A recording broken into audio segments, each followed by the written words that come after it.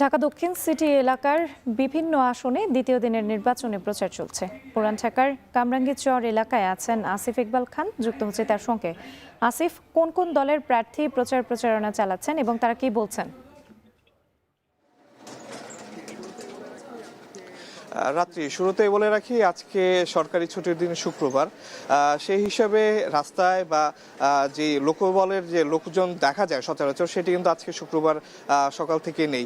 সুতরাং আমরা দেখেছি যে নির্বাচনী প্রচারণার প্রথম দিন, অর্থাৎ গতকাল আমরা দেখেছি যে খুব সকাল থেকেই বিভিন্ন রাজনৈতিক দল এবং একক প্রার্থীরা কিন্তু প্রচারণা শুরু করেছিলেন, কিন্তু সেই চিত্রটি কিন্তু আজকে আমরা দেখতে পাচ্ছি না। আজকে আমরা দেখছি যে প্রার্থীরা একটু দেরি করে আসলে তাদের প্রচারণাটি শুরু করছেন। আমরা কিছুক্ষণ আগে ঢাকা 6 আসনে ছিলাম, এখন আমরা ঢাকা 7 আসনের দিকে এসেছি। আমরা দেখছি যে প্রার্থীরা একটু দেরি করেই প্রচারণা শুরু করছে, অর্থাৎ 10টা-11টার পর থেকে আসলে আমরা দেখছি যে প্রার্থীরা তাদের প্রচারণা শুরু করবে।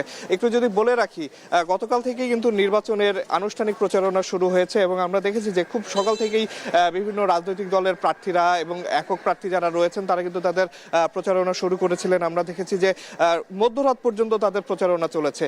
সেই প্রক্রিয়ায় কিন্তু আজকে শুক্রবার নির্বাচনী প্রচারণার আনুষ্ঠানিক প্রচারণার দ্বিতীয় দিন, এবং আজকে ধারণা করা হচ্ছে যে জুমার নামাজের পরপরই আসলে প্রচারণা যেটি আছে সেটি আসলে পুরোপুরি জমে উঠবে।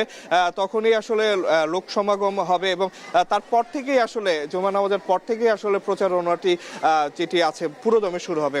এখন পর্যন্ত যেহেতু আজকে শুক্রবার, আমরা এখন কামরাঙ্গীরচর এলাকায় আছি। এখানে আমরা একটি এলাকার গলির ভিতরে আছি। এখানে আমরা দেখছি কিছুটা লোকজন আছে এবং কিছুক্ষণ পরে এখানে একটি প্রচারণা শুরু হবে জামায়াত মনোনীত প্রার্থী। কিন্তু এছাড়া যে প্রধান সড়কগুলো রয়েছে আমরা সেখানে দেখেছি, বা বড় বড় দোকানগুলো, বিপণী বিতানগুলো দেখেছি, সেগুলো কিন্তু বন্ধ।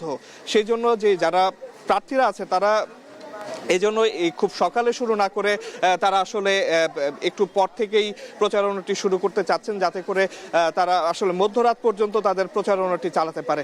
তো এখন আমরা যে পুরান ঢাকায় এখন পর্যন্ত প্রচারণার এই ছিল খবর। আমরা পরবর্তীতে প্রচারণার আরো খবর জানানোর চেষ্টা করব। রাত্রি।